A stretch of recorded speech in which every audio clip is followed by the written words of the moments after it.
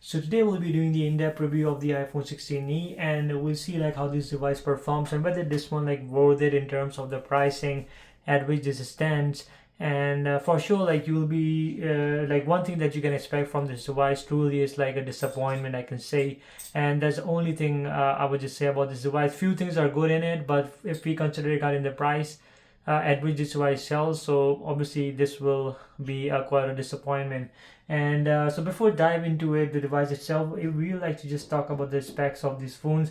So the size wise, this phone is 146.7 by 71.5 by 7.8 millimeter in thickness, and weight wise this is 167 grams. So weight wise, obviously this one is a great phone, and there's nothing to complain. It's quite light to hold in the hands.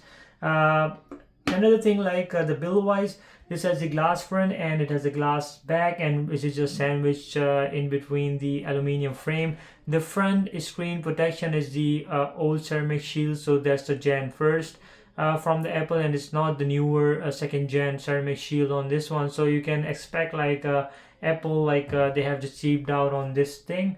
Not sure why, like the price point is pretty high on this phone, but still like Apple just cheaped out on this thing. You get the IP68 dust, tide, and water resistance. It's immersible up to 6 meters for 30 minutes.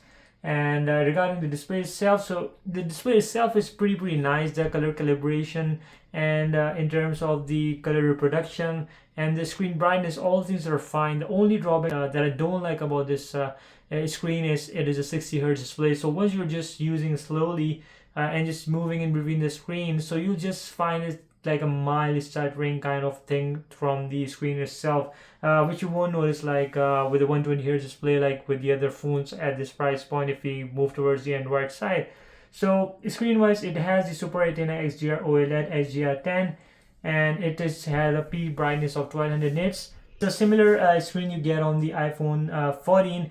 It is 6.1 inches in diagonally, and it is 87.1% screen to body ratio. Resolution wise, this is 1170 by 2532 pixels, 19.5:9 aspect ratio with 457 ppf density. So sharpness wise, this screen is like pretty great. I would just say it's very much comparable to the iPhone 16 and even 16 Pro. Obviously, like the notch itself, like it's not that great. Like it's quite disappointment. Like if you have just been used to of the island, so that is slightly better than this one. Like a big notch on this one like looks quite bad on this one. It looks like it's like quite an old phone from the Apple, but nevertheless this is the cheapest device that you can get from the Apple right now. If you're just looking for a new phone, I would just say if you want a used phone, a slightly used phone, so I would just say like to just get the iPhone 15 Pro would be a better option. You get better cameras on that one, and that would be a great choice. So obviously this comes with the iOS 18.3.1 out of the box, and this is like upgradable to the iOS 18.4. It has the Apple A18 3nm chipset, which is great. This is the newest chip that you can see on the iPhone 16 as well. It is a hexa-core 2x4.04 GHz plus 4x2.2 GHz. Very capable CPU you can see over here. However, on the graphics side, Apple have just reduced like additional 1 core graphics on this one. So this one like stands on a 4 core graphics. Regular 16 is stand at a 5 core graphics, and the 16 Pros just stand at 6 core graphics. So graphically wise, like in the real terms, like you won't find much difference with regard to the how this device performs, but like once you compare like a side to side with the iPhone 16 or 16 Pro, so you might just notice that deterioration in the graphics, but yeah, that's very hard to point out that thing. Like maybe you can just notice once you just compare side by side. Memory options, you're just getting 128 gigs and all the way up to 512 gigs bundled up with 8 gigs of RAM. There's no SD card slot on this phone, and it has the NVMe memory. Now if you talk about the camera itself, so the design wise, honestly I say like this looks pretty neat and like very clean look.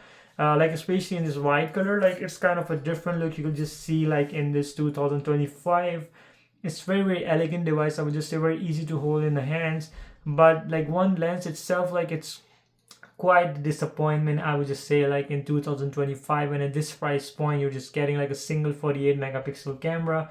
and there's no ultra wide or there's no telephoto lens bundled up with this one. You get the dual LED flash and you get the spatial audio mic over here. It can shoot up to 4K at 60 FPS max, and it supports the HDR, OIS, and stereo sound recording as well. Now, this camera I've just tried. This one is it's just okay. I would just say it's not that great. Like once you start to zoom in, like so that pixel, the video and the picture just gets pixelated on this one, which is obviously you have to compromise on that one. So I think it should be having like kind of at least dual camera setup like the iPhone 16 have. However, the 16 like with two cameras is also like quite low in terms of three cameras are just like a standard one for the wide one, the standard wide, and then there's one telephoto lens. I would just say would be a better choice. Like if you go move toward Android side, so you're just getting the same triple camera setup that adds to like a more versatility to the device itself. Talk about the front camera, so it has a 12 megapixel camera, and it has these, it is like built with the same notch where the Face ID depth sensors are there.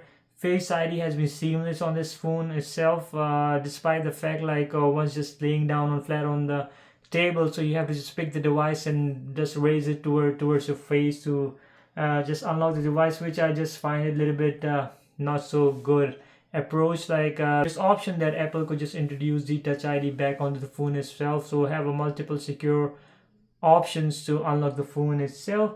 And if you talk about the features of the camera, so it has the HDR, Dolby Vision HDR, and it has the 3D spatial audio, and the front camera also can record 4K up to 60 FPS, which is great. It has the stereo speakers, one at the bottom and one at the top. So the speakers are pretty great on this phone. I would just say like if you compare with any other device, even with the flagships, I would just say like these are pretty nice firing speakers on this device. And if you talk about the battery, so the battery is like a 4005 mAh. So the battery on this one is quite great. Like it gives you around like a whole day easily, like if you're just a mediocre user. And even with slightly heavy usage, you can just get a whole day usage out of it. But the reason being that how that Apple has made this one possible is only because it has a 60 Hz display, which just consumes very less battery on this one. And it has the OLED panel obviously, so which helps to just increase or maximize the battery itself. It has the, like Apple claims, like it has the wired charging and it could just charge like a 50% in 30 minutes. And it has a 7.5 watts of wireless charging. There is no MagSafe capability on the back itself, which is quite strange at this price point. Like Apple should have at least given the MagSafe charging capability on this phone. Regarding the colors options, you just get a basic colors like a white and the black. I lean towards a little bit of the white. It's kind of a white, very much like kind of a milky white. I would just say looks very neat and clean. Its color is subjective, but I just lean towards slightly or towards the white. It's a very nice white, and it looks very elegant on this device. Now, if we talk about the front screen viewability, so like the screen itself is pretty nice, I would just say. The only drawback of this is the 60 Hz display. So there are some points where the Apple have just made this device and cut it out corners onto this device. And it's the cheapest iPhone that you can get to date. And if you're just looking for a new iPhone right now. Regarding the gaming, obviously gaming is pretty nice on this phone. There's nothing to complain. The gaming has been pretty nice on this phone. The speakers are pretty nice. So regarding the gaming, we can just check some games. We can just launch the Withering Waves and we'll see how this one performs. The gaming and the speakers on this device are pretty great, I would just say. There's nothing to complain about in that one.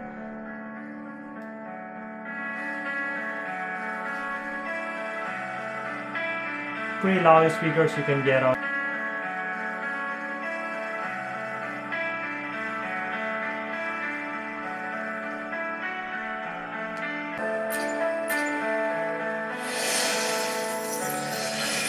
The speaker placement also is being very nice on this phone. It is just laying down on the bottom over here, so your fingers doesn't come in between the speakers.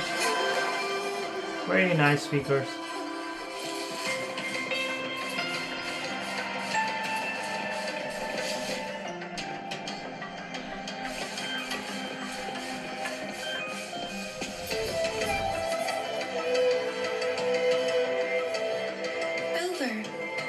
the sugar girl.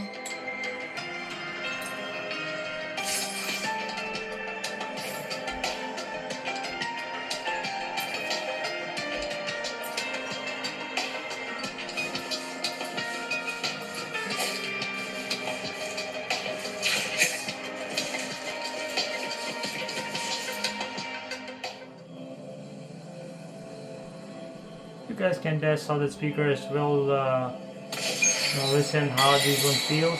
Pretty clear and nice and I'm back! speakers. I'm back! Finally done with my patrol.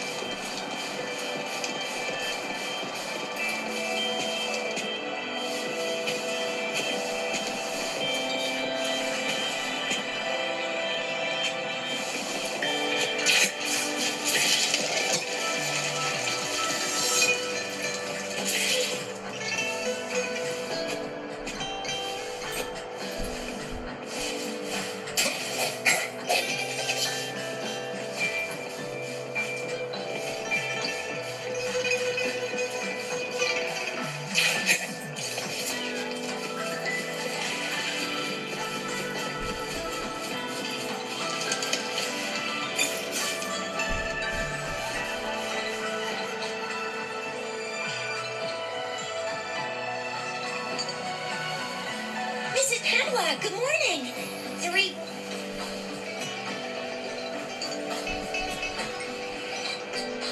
What did I tell ya?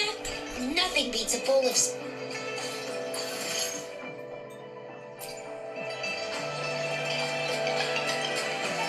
Just play King Arthur, and you guys can have a listen to the speaker as well how these ones are.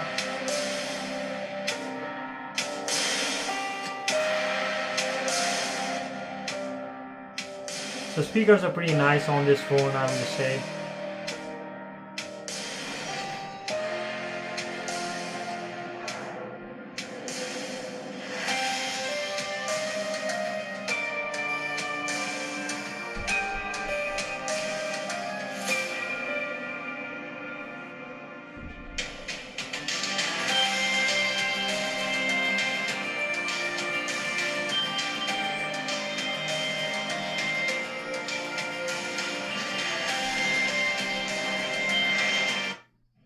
This is...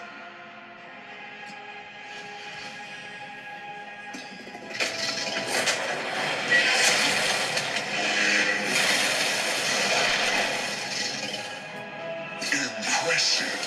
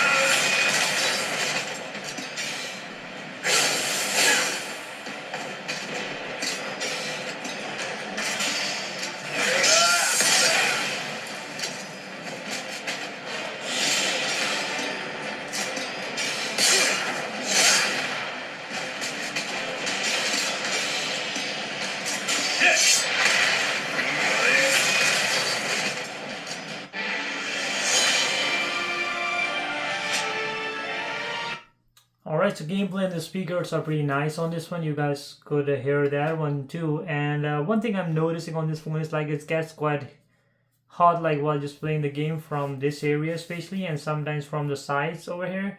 But nevertheless, like it doesn't reaches to the point of like where it just gets to the point where it just starts doing the thermal throttling. So that I never noticed this with this phone. And yeah, and once we talk about the design and like how this one feels in the hand, which I forgot to talk about. So the feel of this device is like, as I already mentioned, like it looks pretty elegant with regards to like it has like a one lens, but it looks pretty much elegant. But at this price point, obviously like one lens have quite a disadvantage in terms of like if you consider other devices in the market. So they are just being coming with like many three cameras or even four cameras in some circumstances if you move towards the Chinese companies. But the feel of this one is almost like a feels like similar to what you get the matte finish on the iPhone 16s and the iPhone 16 Pro. Very nice. I would just say in regards to the touch, very much handy. It doesn't feel cheap at all while you're just holding in the hands.